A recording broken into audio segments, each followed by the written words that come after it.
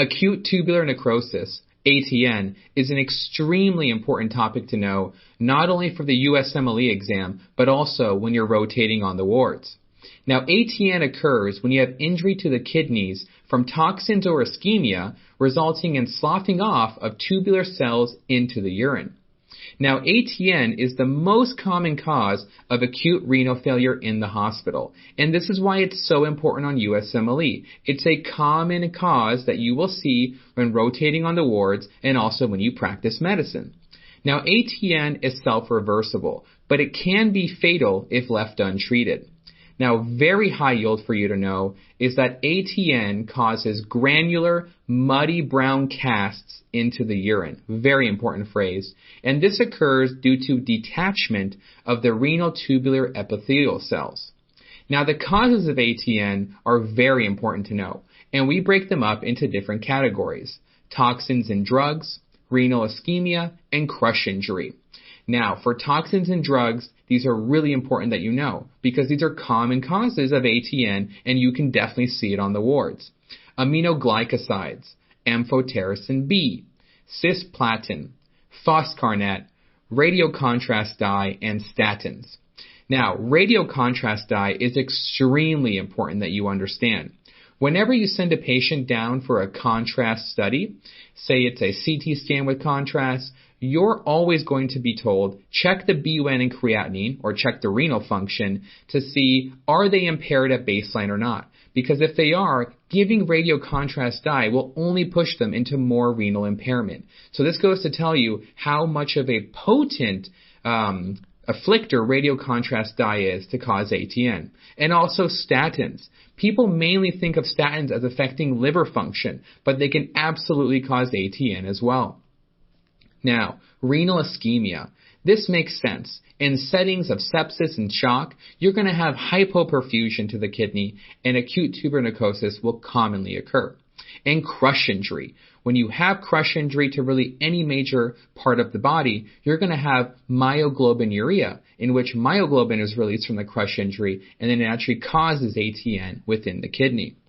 Now, like I said, very high yield to know is that in ATN, you will see granular, muddy brown casts.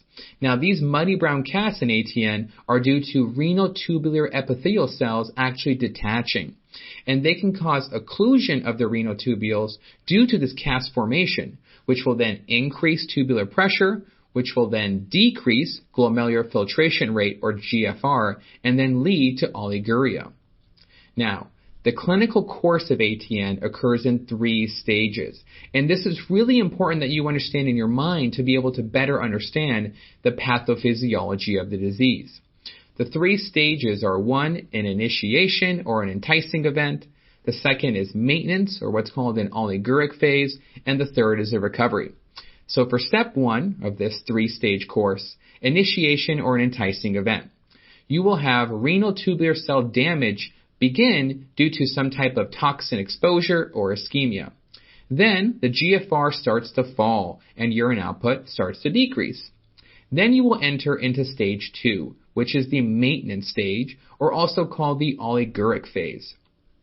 Here, renal tubular injury and death is actually established. Then GFR is below normal and urine output will be low or even absent. And this second stage will last roughly 1 to 2 weeks. And when you do light microscopy, you will see granular casts. And you'll have flattening of tubular epithelial cells and tubular epithelial necrosis. And then the third phase is recovery. You will have re-epithelialization of the renal tubes, and they will regain their renal function. Then you'll have polyuria and gradual normalization of GFR. Now, people may think, why do you have polyuria? It's a response to the initial injury. You're making up renal function. And this recovery phase takes roughly 2 to 3 weeks.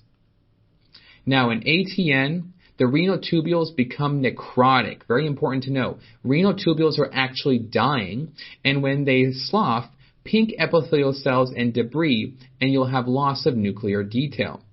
Now, this can also be the result of rhabdomyolysis by statin use. Now, myoglobin is released by the muscles when you take statin or from a crush injury, and this can cause an increase in CPK levels. And these CPK, very important, are toxic to the renal tubular cells, especially the proximal tubule.